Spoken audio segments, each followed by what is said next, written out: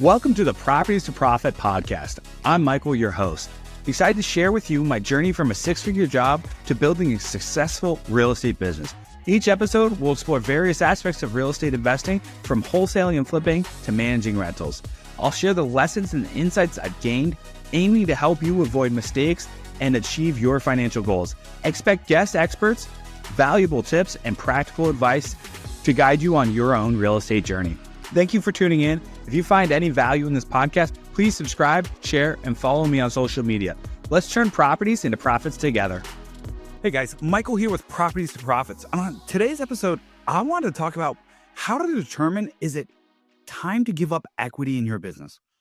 I've gotten this question so many times over my life, building several seven-figure businesses and working towards my first eight-figure business.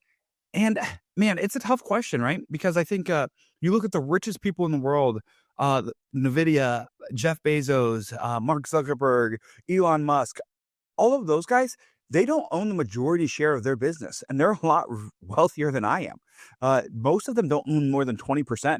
Like Duong, the owner of NVIDIA, I think owns like 14%. And he's created a ton of millionaires. So I'm a firm believer, if you're going to become a billionaire at some point in your life, you're not going to own the majority of your business. I don't know of any billionaires who own the majority of their main business that made them wealthy. They've given up a lot of it, and that's why the company's so big, is because so many people act like owners because they get a portion of the upside. And so what does that look like when determining when the person that you're looking to partner with deserves equity? Because that's what it is. It's a partnership. It's a marriage, and it can be a messy breakup if you don't think it through. On one side, you have multiple different camps. So let's talk about some of those different camps of people who want ownership.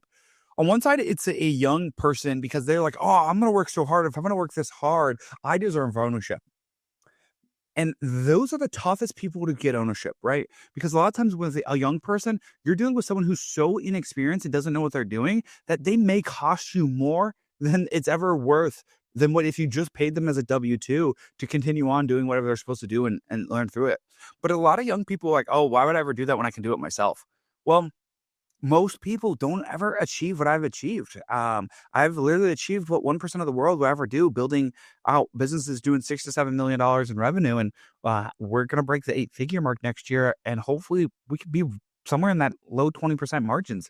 Like, that's not what most people ever do. So like when I hear someone say, I'm going to do that, great. I hope you are. That's amazing. I've done it. I'm nothing special. The only thing that makes me special is I work really hard and go to the people above me and pay for their services so I can understand what I don't know. And so when a young person approaches me, hey, I'd like some equity. Okay, great. What have you done? That's so amazing. And if they're typically young, I'm 32. So if they're younger than me, they typically haven't done anything special. They haven't done anything that I haven't done. And they probably haven't done it at a higher level. And so it's super interesting conversation because they want equity now so they can start benefiting off the profits that I've already built within my business.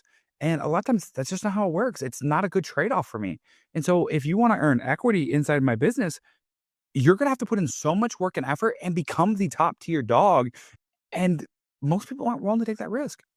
But if they were willing to take that risk and they were everything that they said they were, they would pay off huge. I believe our company will be doing $30+ million in 5 years at 20% margins. If you get 1% of $6 million, that would be incredible. That'd be $60,000 doing what you already do. So it's like, why wouldn't you want to do that?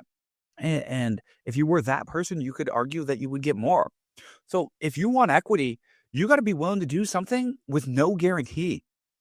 When you have no experience and you have time, that's generally most young people. They don't have a lot of money. They don't have that much experience. So they have the one thing, time, because they don't have serious relationships.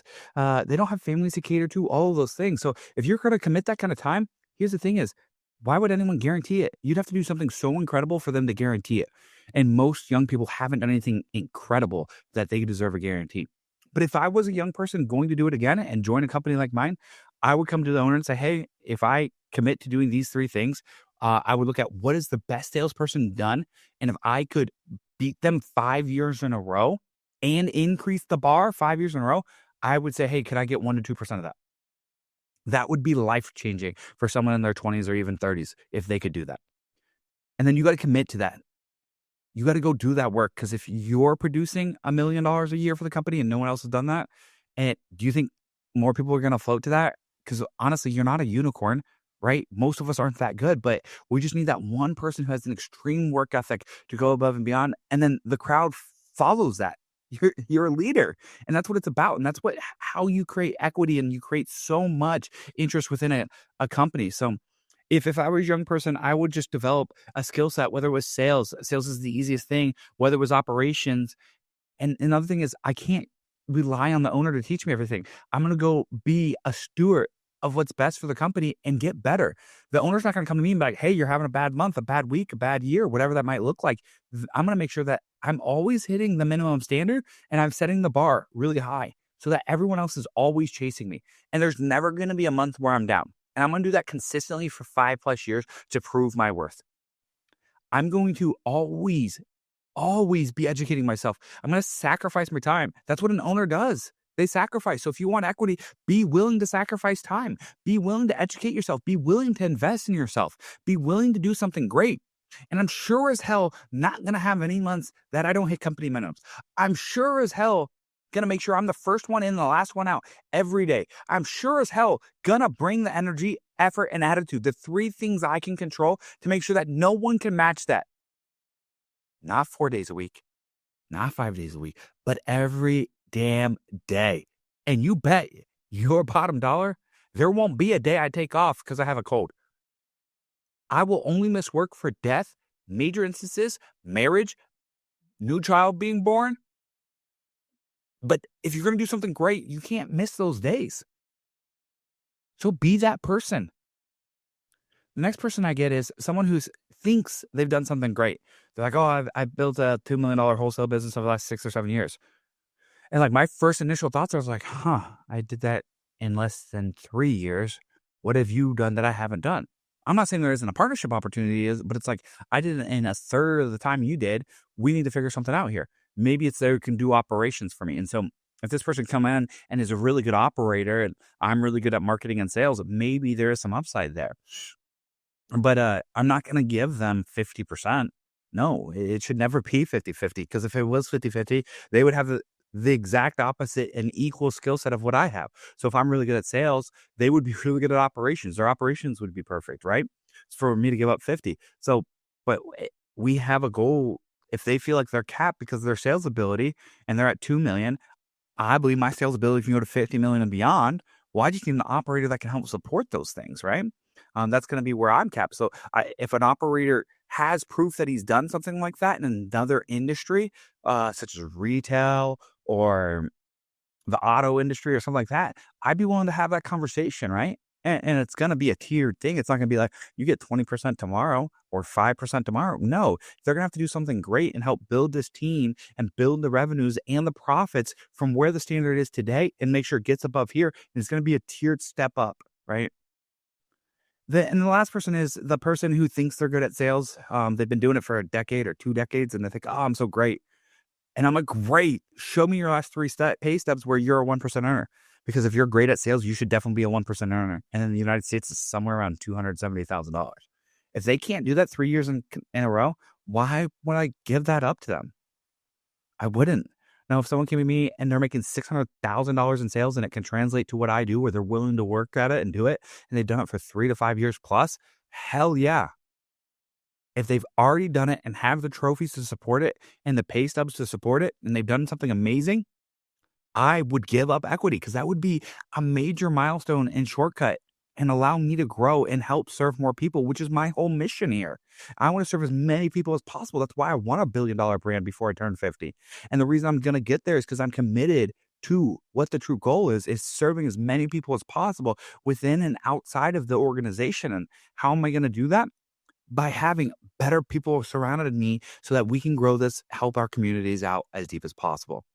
So when going through deciding on a business partnership and giving someone equity, usually don't give it up day one unless they've done something so incredible it's worth it. 2, have a step up basis. Or 3, make sure they're buying in. I've given 2 employees equity in one of my companies, a flipping company I own with them. One brought me $500,000, right? they was like, hey, I can bring $500,000 to the table. I'm like, oh my gosh, that's amazing. I don't get that kind of cash on a regular. Now as we're growing, it's getting much easier and easier to raise $500,000, but at the time it wasn't. The other person is a great operator, and she just worked for me for 10 plus years. And I wanted her to see an extra $50,000 income a year, and I want to get her to her 7 figures. Well, if she's going to earn 7 figures in the next 10 years, it's probably because she has ownership. And this is a path. We have a clear path to where she can make $1 million a year in 10 years. Now, there are going to be headaches. Yes. But now that she's an owner, she's going to do those things. And so it starts out small. It's not big. An extra $40,000 to $50,000 a year isn't going to be life changing to her. But it's the compound effect. And is she going to work harder when she makes an extra $50,000 a year, or is she going to work less hard, knowing that she can take that $50,000 and turn it into $300,000 a year in 5 years? Well, she's probably going to work a little bit harder because that's important to her. She wants freedom. She wants to leave a legacy for her family. She wants to be able to do vacations. She likes nice cars.